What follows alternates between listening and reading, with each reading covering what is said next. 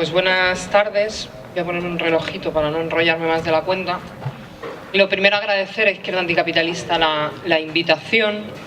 una breve introducción de algo que yo creo que todos los presentes sabéis y conocéis, y no de primera mano por las relaciones que con muchos tenemos, al menos por los medios. Desde luego, Izquierda Unida está desde su última asamblea en una apuesta clara por entender que hay un momento político de gran emergencia que obliga a una apuesta decidida por una alianza social que represente a la mayoría ciudadana que sufre la crisis. ¿Implica eso que el 100% de Izquierda Unida entendemos igual esto que acabo de decir, que queda muy bien dicho? Pues no, claro. Pero si preguntamos si lo habéis entendido cada uno de vosotros igual, pues tampoco. Quiero decir que tampoco es un drama pensar que hay diferentes modelos en los que estamos reflexionando cómo construir esa convergencia, desde la dificultad que yo creo que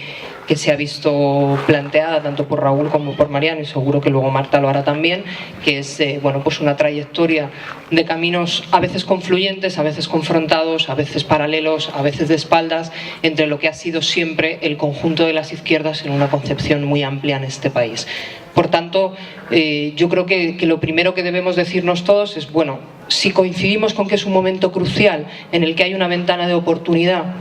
para realmente transformar desde un planteamiento muy de raíz el sistema contra el que hemos estado luchando colectivamente, al menos es el momento de empezar a hablarnos entre todos y tener la sana voluntad de encontrar los espacios de confluencia y los espacios de divergencias para gestionarlos, porque desde posiciones maximalistas de, bueno, pues la apuesta claramente es una alianza electoral y punto, o la apuesta claramente es la autonomía de los espacios y punto, creo que no hacemos lo que tenemos que hacer,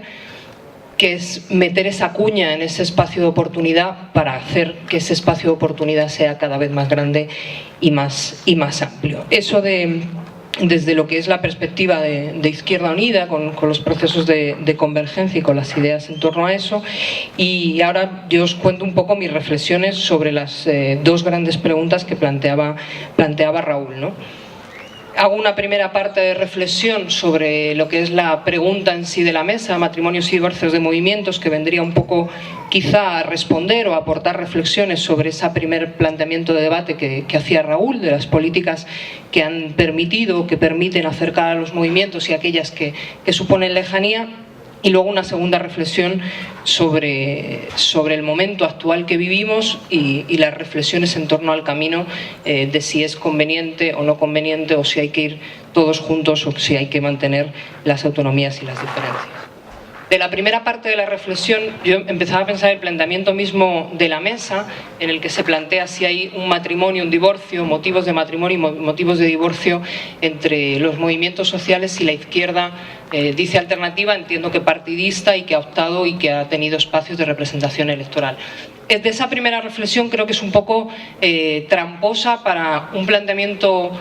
digamos, ambicioso de transformación de la realidad. Y digo tramposa porque supone asumir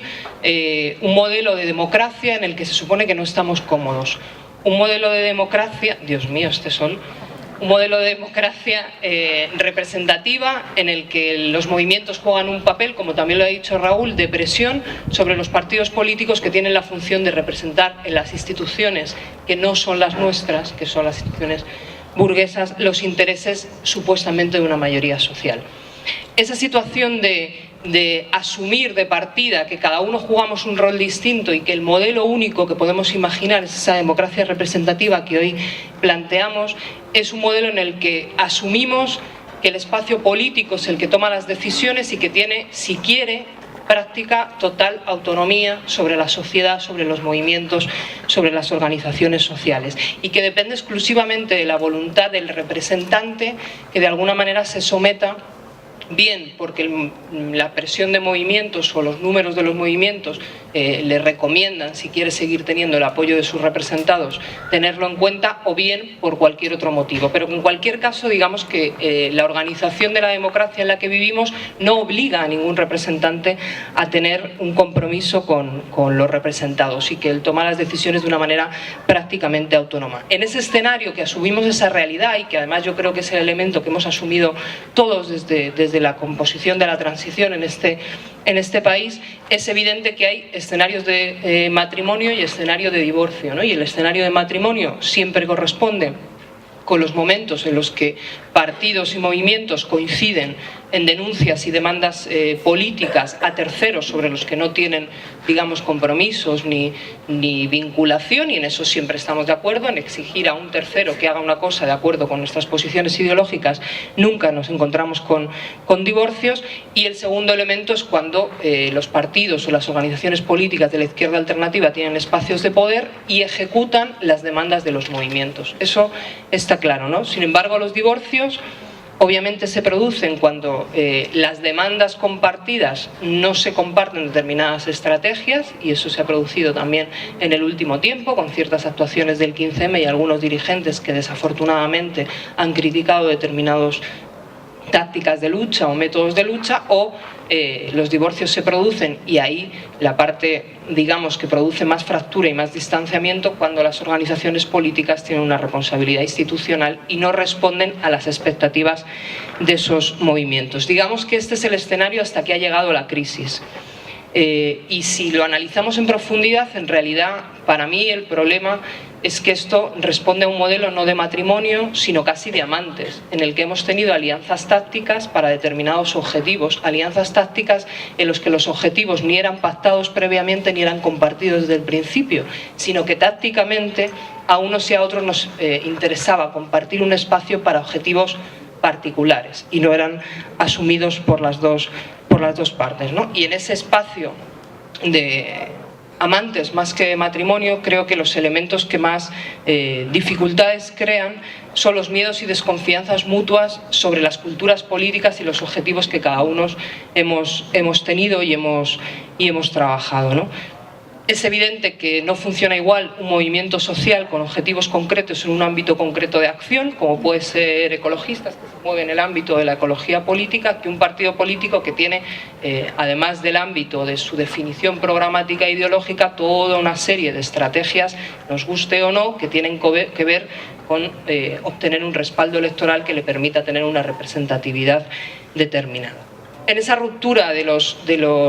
métodos y de las culturas políticas, yo creo que ambos, tanto los movimientos como los partidos de la izquierda, hemos sido poco generosos en sentarnos a contrastarnos mutuamente y a intentar compartir los espacios de unos y de otros. Creo que los movimientos, que los partidos políticos hemos sido poco acertados y poco generosos en el ejercicio de manera distinta de las instituciones cuando hemos tenido oportunidad de participar de ellas, aunque en algunos tienen experiencias maravillosas, pero otra vez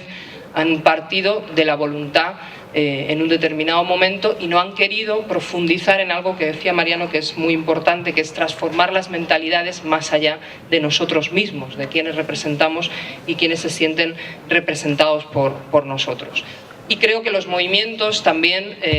al igual que nosotros hemos pecado de no generar esos espacios en los que decir, bueno, las decisiones se toman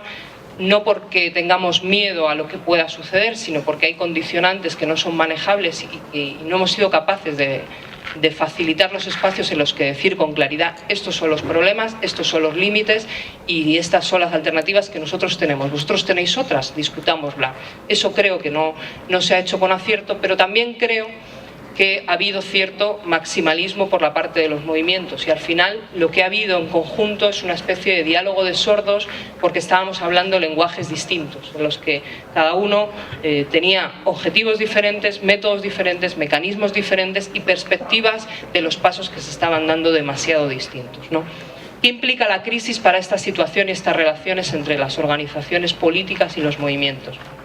En mi opinión, como decía al principio, la crisis fundamentalmente lo que plantea es una ventana de oportunidad, y una ventana de oportunidad en la que definir intereses compartidos para transformar más profundamente la realidad. Lo que nosotros nos hemos encontrado con la crisis no solo es una crisis económica, no solo es una crisis política de unos partidos, incluidos nosotros si queréis,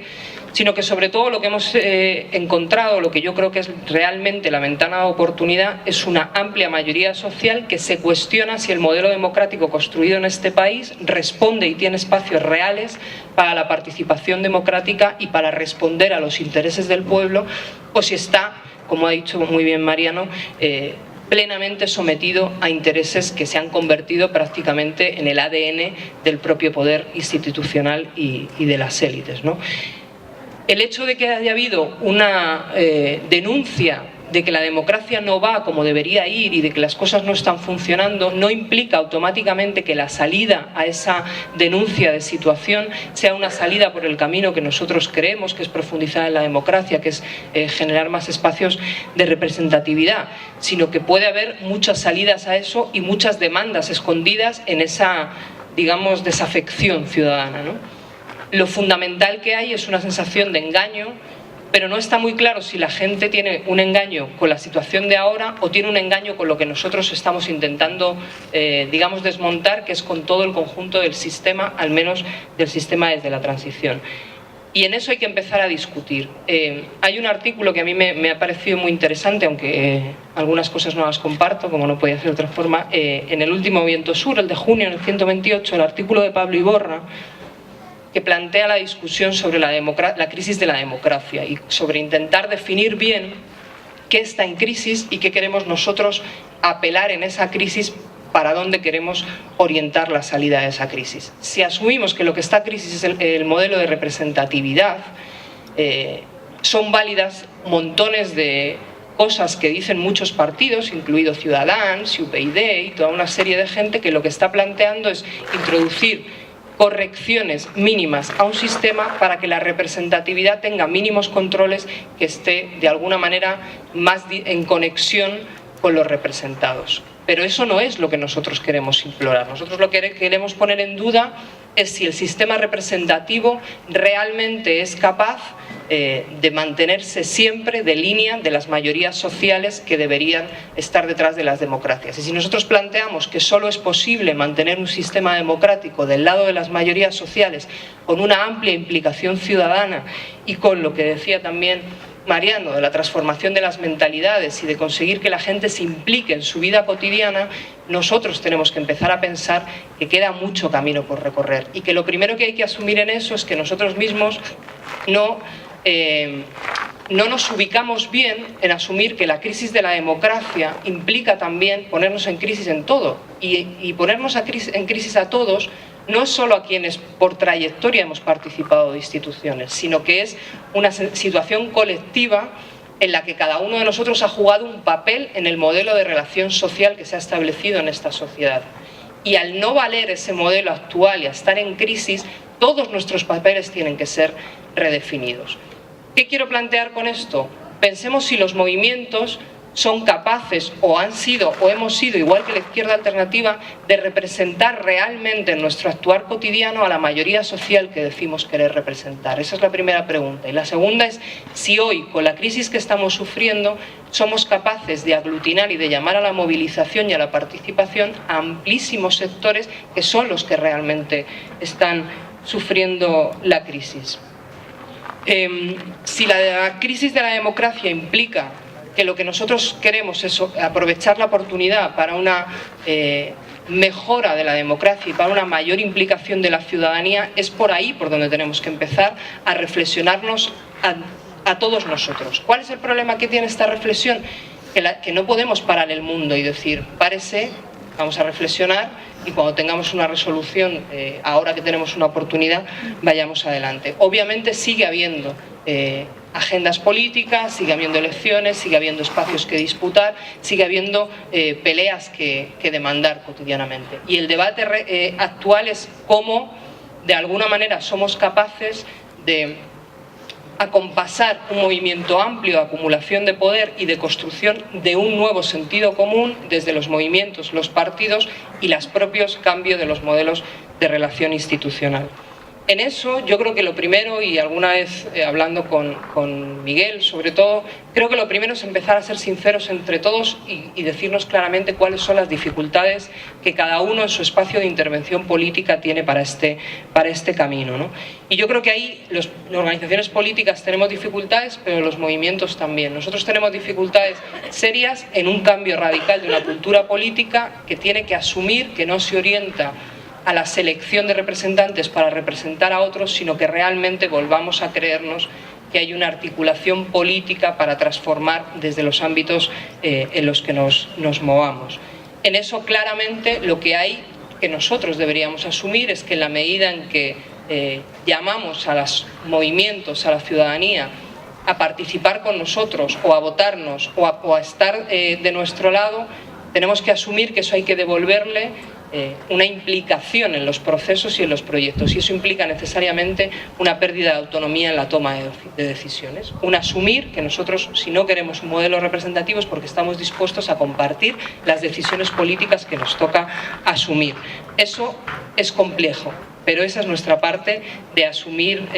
la contradicción. Pero también hay una realidad, en mi opinión, de la reflexión de los movimientos, que es eso implica que los movimientos también asuman que la decisión no se delega en otro, sino que uno es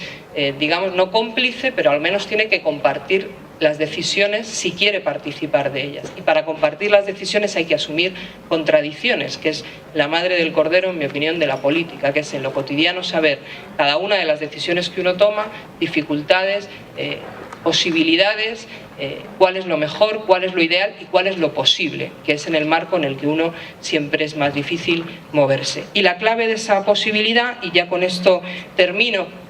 es que nosotros no podemos acometer grandes transformaciones, y creo que iba en esa línea también Mariano, si no somos conscientes de que nuestros enemigos son mucho más poderosos que la suma de toda la población. El poder de los mercados, el poder de las instituciones europeas, el poder del status quo actual es muy poderoso, y por tanto la capacidad que nosotros tengamos de caminar en una transformación profunda de eso depende radicalmente de tener muchísima gente dispuesta a dar ese poder, y en este momento no lo tenemos.